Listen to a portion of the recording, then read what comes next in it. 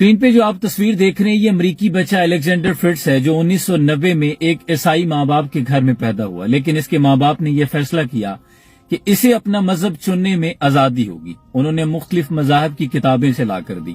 بچے نے جب پڑھنا سٹارٹ کیا تو اس نے دنیا کے تمام مذاہب کو پڑھنے کے بعد 8 سال کی عمر میں اسلام قبول کرنے کا فیصلہ کر لیا۔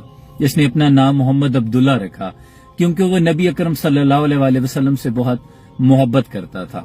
وہ اپنے ماں باپ کے ساتھ ایک ٹی وی شو میں بیٹھا تھا کہ میزبان ابھی سوال کرنے کی تیاری کر رہا تھا کہ اس بچے نے خود سے سوال کر دیا، کیا میں حج عمرہ کر سکتا ہوں؟ مجھے وہاں کی ٹکٹ کہاں سے ملے گی؟ کیا وہ مہنگا ہوتا ہے؟ میں احرام کہاں سے خریدوں؟ اس بچے کے بارے میں مشہور تھا کہ یہ اپنے اسکول کے اندر خود ہی نماز کے اوقات میں اذان دیتا اور نماز پڑھتا۔ بچے اس پہ ہنستے رہتے لیکن یہ پرواہ نہیں کرتا تھا۔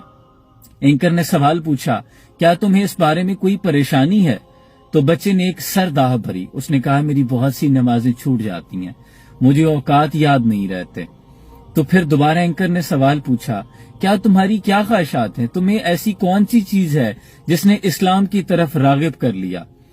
تو اس نے بڑے سرد لہجے میں کہا کہ میری 2-3 خواہشات ہیں۔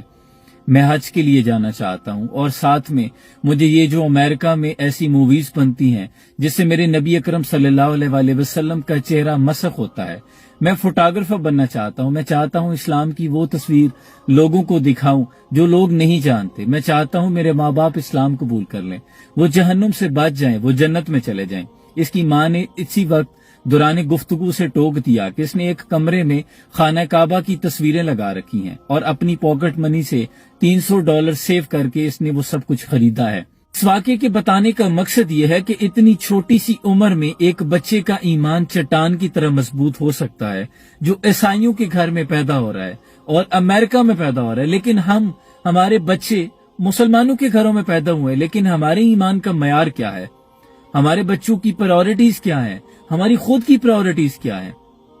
کیا وجہ ہے کہ ہم مسلمانوں کے گھروں میں پیدا ہوئے ہیں لیکن ہمارے اوپر صرف ہمیں پلیٹ میں رکھ کر اسلام ملا ہے، ہم نے محنت نہیں کی، ہم نے اپنے بچوں کی ترجیحات میں یہ شامل نہیں کیا۔